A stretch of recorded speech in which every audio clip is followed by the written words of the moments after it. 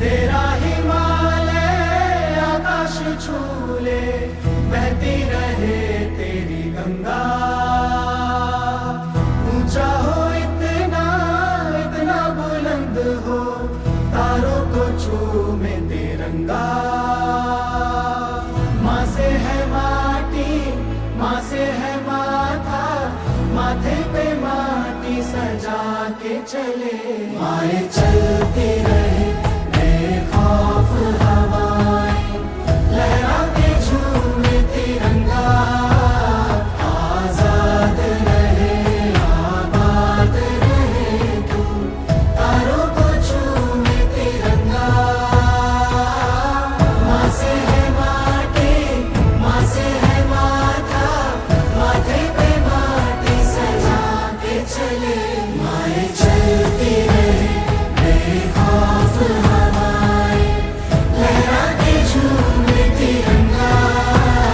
आजाद रहे आबाद रहे तू, तारों को झूमे तिरंगा।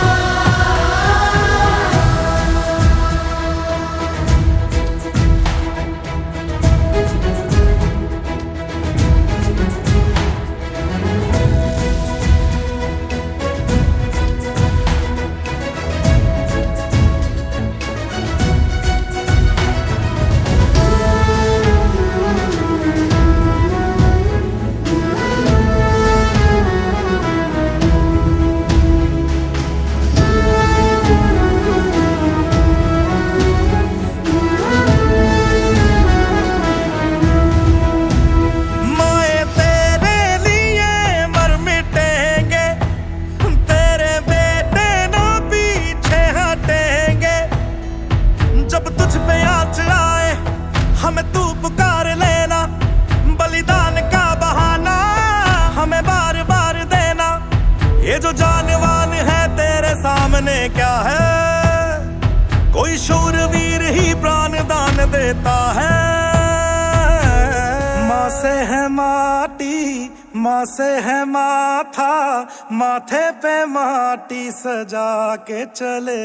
माए चलती रहे बेखौफ हवाएं, लहरा के झूमे तिरंगा।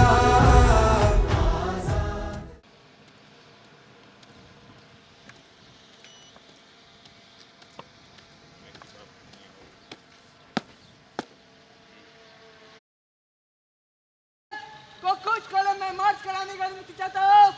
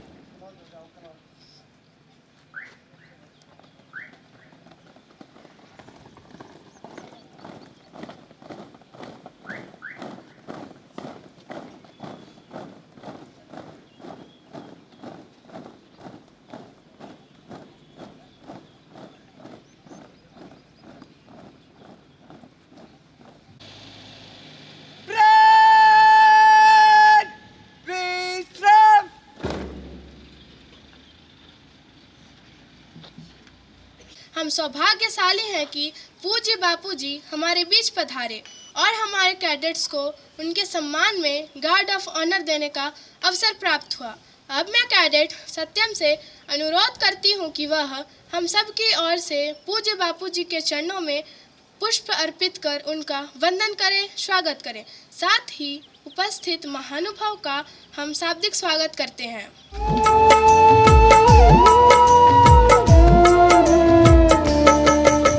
सारे तीर्थ धाम आपके चरणों में, हे गुरुदेव प्रणाम आपके चरणों में। सारे जी से विनती करता हूँ कि वह अपने कर कमलों से विजेता कैडेट्स को पुरस्कृत कर उनका हौसला बढ़ाने की कृपा करें। आपके चरणों में।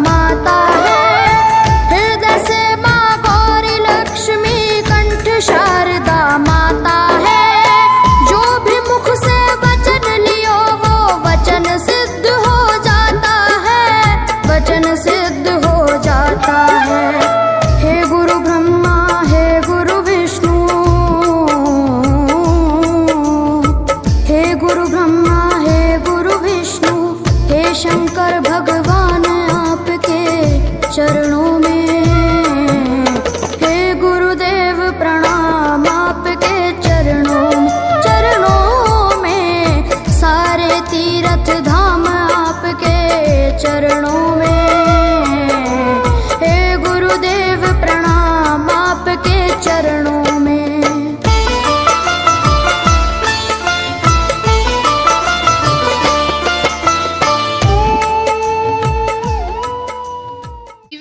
अपने आशीष वचनों से हमारा धर्म की जय हो, अधर्म का नाश हो, प्राणियों में सद्भावना हो, विश्व का कल्याण हो। नमः पार्वती पते हर हर महादेव हर। आज के दिन यहाँ ब्रह्मानंद में सैनिक स्कूल के सभी शिक्षक बंधु, आयोजक और प्यारे विद्यार्थी और विद्यार्थिनी,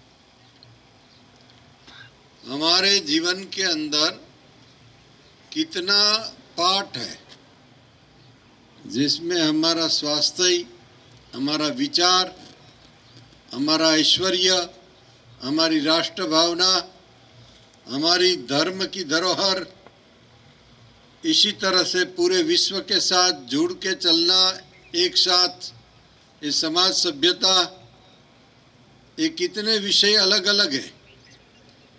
तो आज मैं जो बात करने वाला हूँ अपनी धार्मिक भावनाएं और विश्व का सबसे बड़ा मेला कुंभ पर्व में कुंभ से आ रहा हूँ। भारतवर्ष के सभी सनातनियों के मन में ये भावना रहती है कि मुझे गंगा स्नान करने का मौका मिले, और सभी के मन में ये भावना रहती है कि मैं सनातनी हूँ, मैं हिंदू हूँ, मैं भारतवर्ष का संतान हूँ, मेरी सनातन संस्कृति के लिए, मेरे राष्ट्र के लिए मैं कुछ कर सकूँ। सभी वृद्ध का अंतिम समय आ जाता और उसका अस्थि जो होता है तो उसके मन में होता है कि मेरा अस्थि जो है, अस्थि मीन्स हड्डी, मेरी हड्डी मेरे परिवार के लोग गंगा जी में जाकर डाले संगम में। तो कहने का तात्पर्य, हम लोग भावनाओं से भी भरे हैं, संवेदनाओं से भरे हैं। हमारी धार्मिक भावना है, हमारा एक कल्चर है, जो समाज का कल्चर है उसको ठीक से निभाना चाहिए। और सबको अपनी अपनी संस्कृति निभाना चाहिए अंतिम श्वास तक। जो समाज के युवान अपनी सभ्यता और संस्कृति को नहीं संभालता वो पायमाल होता। हमारे ऋषि मुनियों ने कई सूत्र हमको दिया है। मातृदेव भव, माता देव के समान है, पिता देव के समान है, गुरु देव के समान है। हमारे आंगन में आया मेहमानी हमारे लिए देवता के रूप में है। ये हमारा सूत्र है। बहुत सदियों के बाद चिंतन मनन करने के बाद हमने ये सूत्र ऋषि मुनियों से पाया है। अगर मनुष्य जो है सभ्यता के बिना होता तो पशु जैसा हो जाता। उसके सभ्यता में घड़तर करने के बाद काफी समय के बाद ये परिणाम आया है। हमारी संस्कृति प्राचीन संस्कृति है, भारतवर्ष की सनातन संस्कृति। जब भी विश्व के लोग को कपड़ा पहनना किस तरह से आता नहीं था, तभी हमारे पास कई विद्यापीठें थी। नालंदा तक्ष जैसी विद्यापीठें थी। हमारे ऋषि मुनि खगोल और भूगोल का ज्ञान प्राप्त किया था, अंतरिक्ष का ज्ञान प्राप्त किया था। इन्हीं के वारसदार आप लोग हैं। इसलिए हमारे धर्मशास्त्र और हमारे पुराण, हमारे तीर्थ, हमारे देवालय आदि का जतन होना बहुत जरूरी है, क्योंकि वो अखंड भारत को एक करने में बहुत महत्व का भाग रखता है। कुंभ पर्व का भी ऐसा ही हिस्सा है। मैं उसके बारे में थोड़ा प्रकाश देता हूँ। और भारतवर्ष में आज़ादी के पहले 500 से ऊपर राज रजवाड़ा छोटा छोटा था। एक दूसरे के प्रति झगड़ा चलता था, एक दूसरे के राष्ट्रध्वज का आदर करते थे, कोई नहीं करते थे।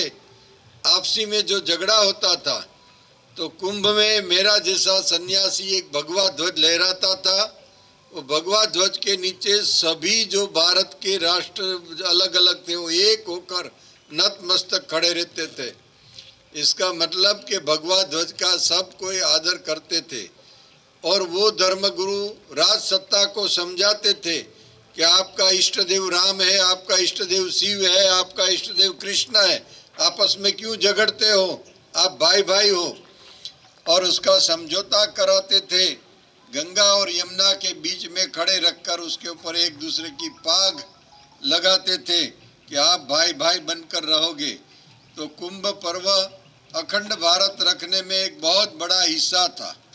दूसरा, हम लोग धार्मिक विधियों को मानते थे, विज्ञान को नहीं मानते थे।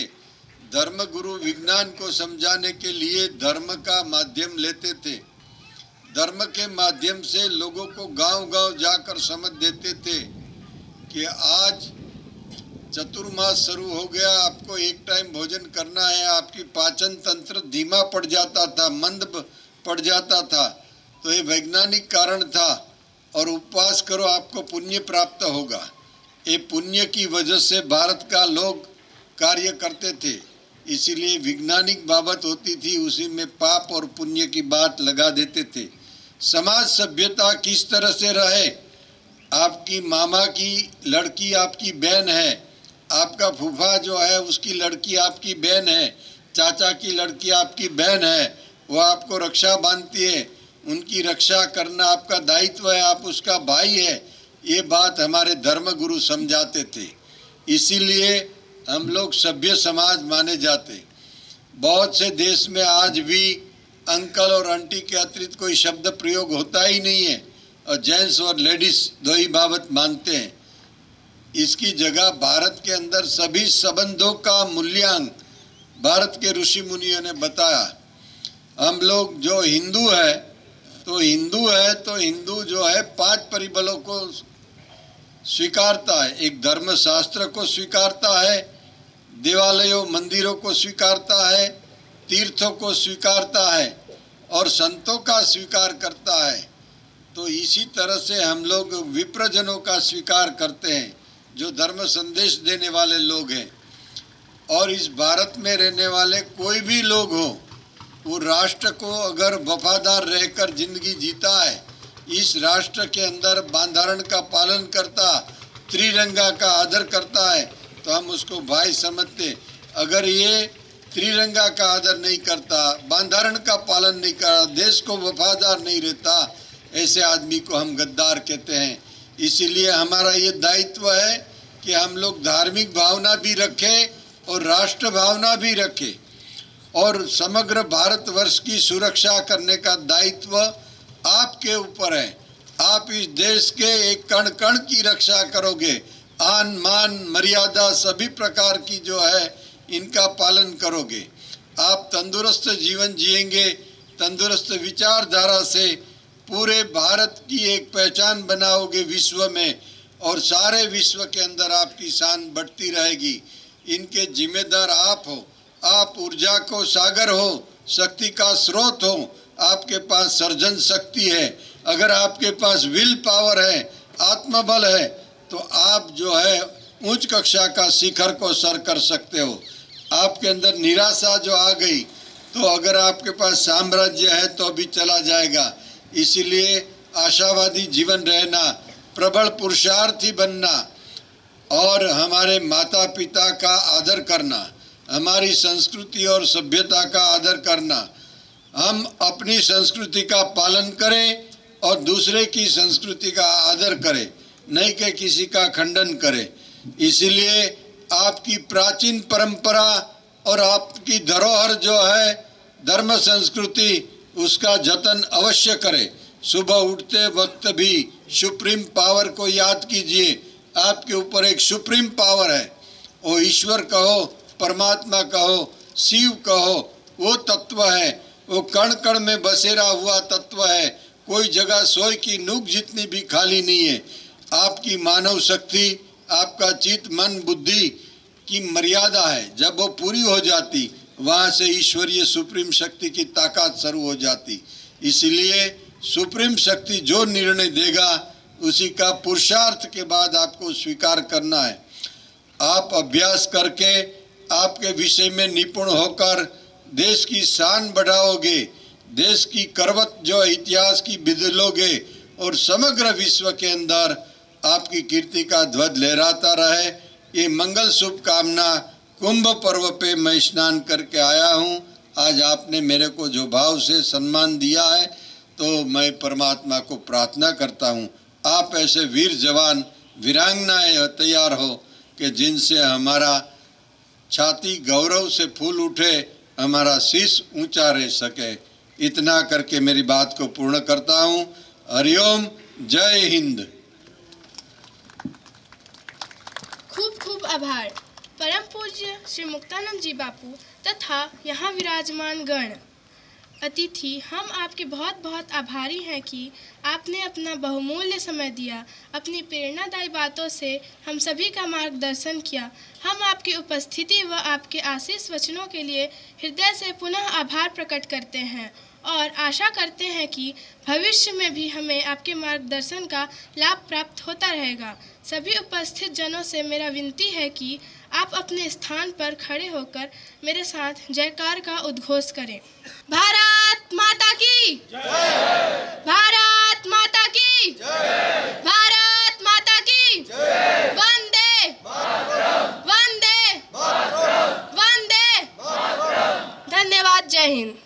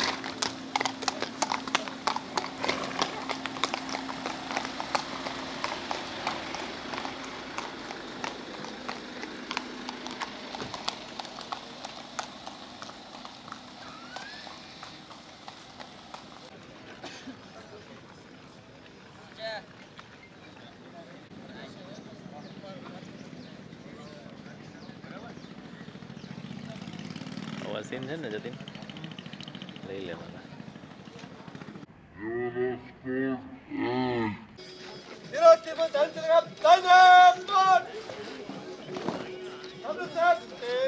ले जाओ बेटा